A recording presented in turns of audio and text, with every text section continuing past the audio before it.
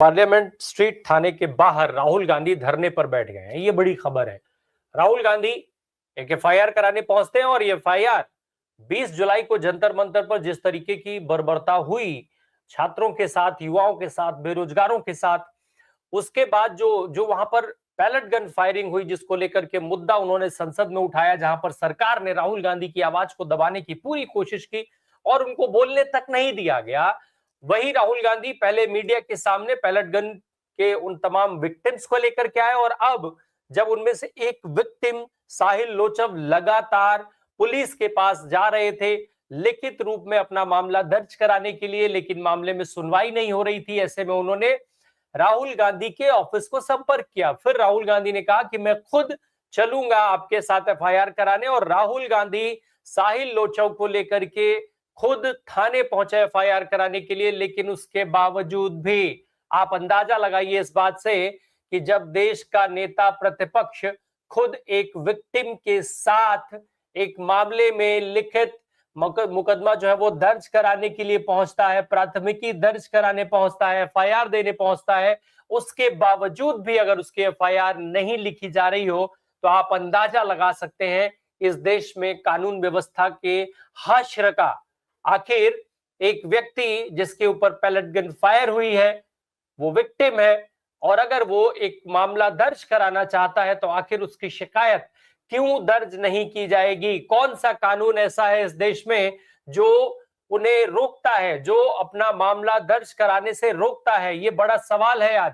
आखिर उसके बाद चलिए विक्टिम गया, पहली बात तो ये कि ऐसा कौन सा कानून है कि पुलिस किसी की शिकायत नहीं लेगी, वो शिकायत किसी के भी खिलाफ हो?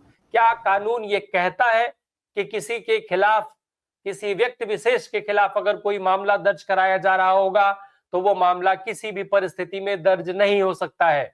ये बहुत बड़ा सवाल है। इसके साथ में अब सवाल उससे भी आगे निकल चुका है कि जब देश में खुद नेता प्रतिपक्ष राहुल गांधी वहां पर मौजूद हो, वो ये बात कह रहे हैं कि भाई आखिर आप शिकायत क्यों नहीं दर्ज कर रहे हैं? हमारी शिकायत तो दर्ज करिए।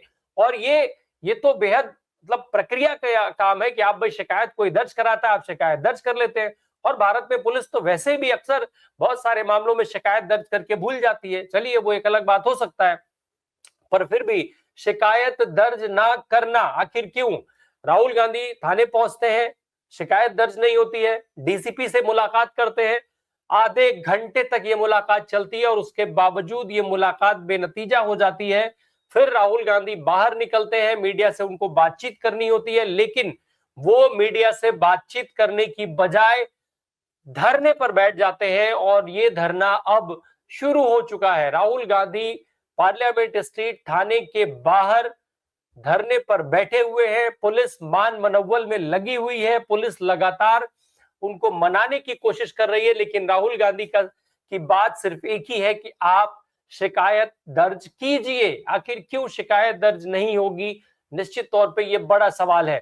चर्चा की तरफ चलते हैं। हमारे साथ सिद्धार्थ है, विवेक सर है, प्रफुल्ल सर है, अभी कांग्रेस से भी किसी को जोड़ने की कोशिश होगी। आप सबका बहुत स्वागत सर। रिजिजू ने एक शब्द का जिक्र किया था कि ये बनाना रिपब्लिक नहीं है, हालांकि वो बना वही रहे हैं, लेकिन बता रहे हैं इस देश को कि हम बनाना रिपब्लिक में नहीं जी रहे। मतलब जो है वो दिखाना नहीं है और जो दिखाना है वो है नहीं। ये खेल भाजपा को खेलते हुए 10-12 साल हो गए। सिद्धार्थ भाई, वैसे तो जो परिस्थिति है, अमित शाह साहब से लगातार सवाल हो रहा है, मानसून सत्र से गायब रहे, लेकिन वो परिसीमन पर जुगाड़ करने में लगे हुए हैं। किसी तरीके से लगे हैं कि परिसीमन का मामला सुलझ जाए। इसके लिए बाकायदा दक्षिण के मुख्यमंत्री, हालांकि मामला दूसरा था, लेकिन वहां भी वो चेपने से बाज नहीं आए। अपना विषय वो उस विषय पर समर्थन हासिल करने की कोशिश करते हुए दिखाई दिए।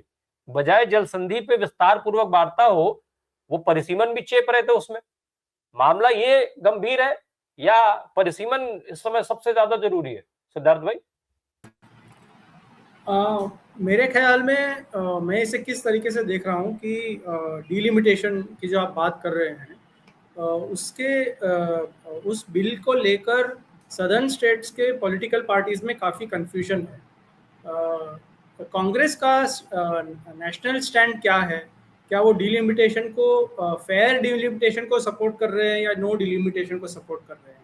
ठीक है, अगर वो नो डिलिमिटेशन को सपोर्ट कर रहे हैं, तो कल जो तमिलनाडु के चीफ मिनिस्टर जोसेफ विजय है, उन्होंने जो ऑफिशियल चिट्ठी अमित शाह जी को दी है, उसमें उन्होंने कहा है कि स्टेट्स का परसेंटेज चेंज नहीं होना चाहिए। यानी वो बेसिकली जो तमिलनाडु असेंबली में रेजोल्यूशन पास हुआ कि और 25 साल के लिए फ्रीज होना चाहिए, उससे अलग स्टैंड ले रहे हैं। तो ये एक कन्फ्यूजन है। फिर दूसरी बात यह है कि तमिलनाडु में कांग्रेस टीवी के सरकार के साथ अलायंस में है, लेकिन जो कर्नाटक की जो कांग्रेस सरकार है वो कह रही है कि हम मेकेदातु डैम बना के रहेंगे। कावेरी वाटर शेयरिंग में तमिलनाडु और कर्नाटक के बीच काफ़ी तनाव बना हुआ है। तो ये सारे जो कॉन्ट्रडिक्शंस हैं, केरला की सरकार में अगर आपने अखबार पढ़ा हुआ तो आपको पता होगा कि जो नेशनल स्कीम्स है, यूनियन गवर्नमेंट की जो स्कीम्स है, वो केरला की कांग्रेस सरकार धीरे धीरे एक्सेप्ट कर रही है, और जो उनकी कोएलिशन पार्टनर है, जो इंडियन यूनियन मुस्लिम लीग है, उसमें काफ़ी थोड़ा तनाव बन के रहा है। तो ये सब जो चीज़ें हो रही हैं, इसको शायद अमित शाह जी एक्सप्लॉइट करने का ट्राई कर रहे हैं, क्योंकि हम जानते हैं कि साउथ इंडिया एक ऐसी जगह है जहाँ पे बीजेपी ने कोई ज़्यादा सीट नहीं जीते हैं। जैसे कि तमिलनाडु में तो उन्होंने वो उन्हें काफ़ी मुश्किल ही हो रही है सीट जीतने में।